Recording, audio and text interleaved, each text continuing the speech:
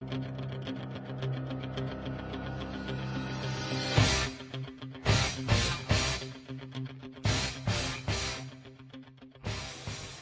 everybody, it's Ben coming back at you for another edition of Eye of the Tiger. Today I'm excited to have Assistant High School Principal Emorie Colby with us, and we're going to talk about some serious stuff today. But first of all, I'm going to ask Emorie, what is your role here in our school district? Well, I'm the assistant principal, which means I work with students and with teachers and trying to make it a good experience here.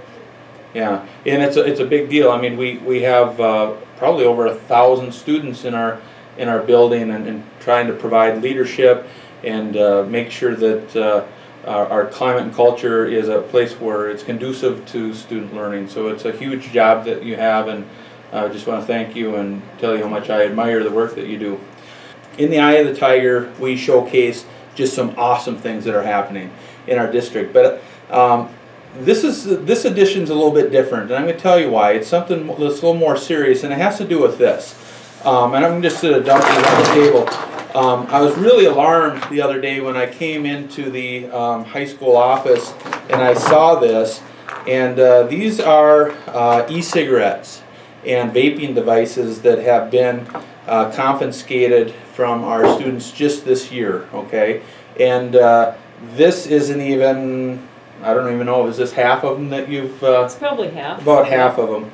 Okay, so I guess I just wanted to have Assistant Principal Colby talk to us a little bit about what we're seeing here and what we're trying to deal with. And we want to educate our parents in terms of this issue. So the one thing right away I'll just point out is when I first saw this, everybody, I thought this was a electronic pencil holder.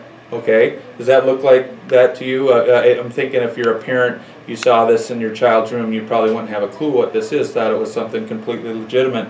How about this? This looks like one of my USB thumb drives for my computer. There's several of these things. I don't know what I wouldn't know what this is either. So I guess I would just ask you to talk a little bit about this whole issue and what we're seeing here right at Princeton. And I should also let you know that I've talked to other superintendents in other school districts, and this seems to be kind of an epidemic, something that all school districts are dealing with. So we just want to educate our folks and hopefully partner with everyone to eliminate this, certainly in the schools. So these are all electronic tobacco delivery devices. They all have a coil that heats up, and the coil vaporizes typically a sweet-smelling vapor that has tobacco. It has basically it has nicotine in it. So students will heat it up. Some of these are small enough that they're pretty easy to hide. Some of them you can hold in your hand and use with the teacher standing right in front of you, and sometimes that's what's happening. But they're all delivery devices. You heat up a chemical that's made in a lab, and you put it in your lungs, and I don't think that's really a good idea for people, but that's what students are bringing to school. Some are big. They have a really high capacity for the e-cig juice. Some are tiny and kind of sleek looking, and everything in between. Yeah, it seems to me like they're designed to be hidden and to fool people so that someone would not notice. Can I ask Ms. Colby, my assumption is that it's against the law to have that. Is that assumption correct? It is. Minnesota statute says you can't possess or use tobacco on school grounds, and so that is possessing tobacco on school grounds. Our policy also prohibits it, and it also prohibits lookalikes. Now, things that I've heard, and maybe you can speak to it, is some of these chemicals will have other things besides nicotine in there. What kinds of things might that be? Just like cigarettes, these juices have other chemical compounds in them that the research isn't out there yet. We don't know what that's going to do to people that are doing this. Yeah. What kinds of consequences might occur if a student were in possession of one of these devices here at school?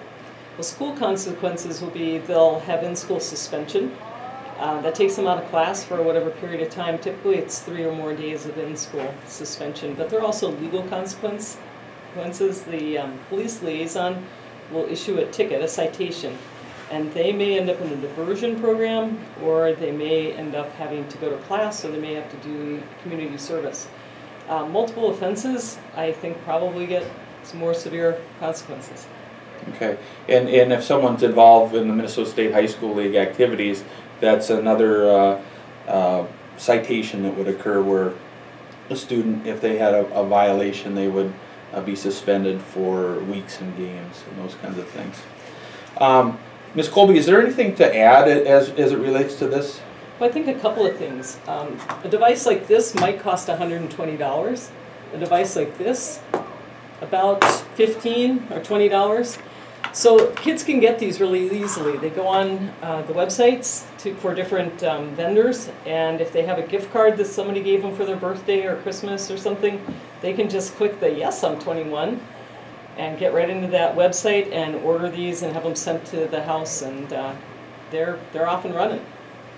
Yeah, so basically it's pretty easy for students, if they want to get their hands on these, to get them. They can just go online and purchase it on Amazon or some other website.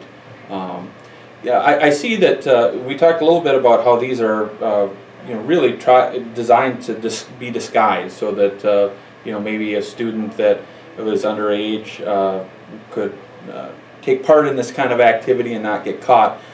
You were telling me about some other things that you've seen out there that might even be a little bit more sneaky than just this. Can you share what those might be? And I see you have a picture there you can share with our folks. So there's a clothing wear line that has hoodies and short sleeve hoodies and backpacks that have a system that delivers it through an internal system, and it comes out of the string on the hoodie. So that's pretty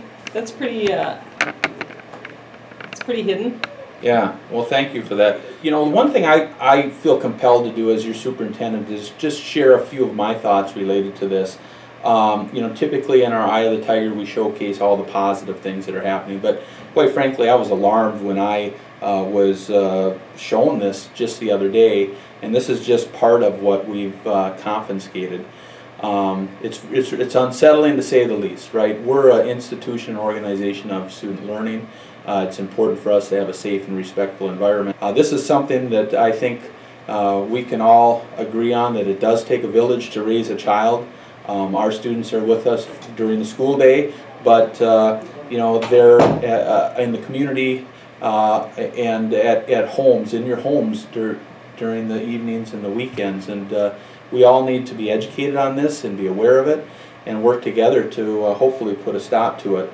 The one thing also I would share with you in the direction that I've given our administration here is that our level of tolerance for this kind of thing really needs to be shrunk to zero. We don't tolerate, and we can't tolerate any kind of drugs, alcohol, or tobacco in our schools. Okay, we can't control what's happening outside of school, but if any of this stuff's coming into our schools, we are going to take the most severe level of consequences that we possibly can, and we're not going to apologize for that. Okay, this is stuff that shouldn't happen in our schools, and we take it very seriously, and we're really hoping that we're going to have a lot of support and partnership with our parents and our community to help us try and eliminate this the best that we can in our schools, and take this issue very serious. Because this was, I guess, a real serious Eye of the Tiger, I do want to end like we typically do in the Eye of the Tiger on a positive note. I would like her to have the opportunity to just share with all of you why she's proud to be a team member in our great school district of Princeton Public Schools. So, Ms. Colby, you have the last word. Well, one of the huge things I appreciate about working in Princeton is the parents' hand-on approach to their children. They want the best for them. They want their children to be the best they can. And even when it comes to the e-cigs, parents are appalled that their kids are using them here, and I really appreciate that level of support. It's good work they're doing. Yeah. Well, thank you so much. Thanks for everything that you do. Thanks for being a great member of our team. And maybe the next time we can come back and talk about something a little bit more positive, but I think we can agree that this is a real serious thing, and I don't think that any parent, if they saw this in their child's bedroom would think it was anything other than a flash drive for a computer. But I think this is opening our eyes that we need to take a little closer look. So with that, everybody, we're going to sign off. Thanks for allowing us to serve you and our children. Have a great day.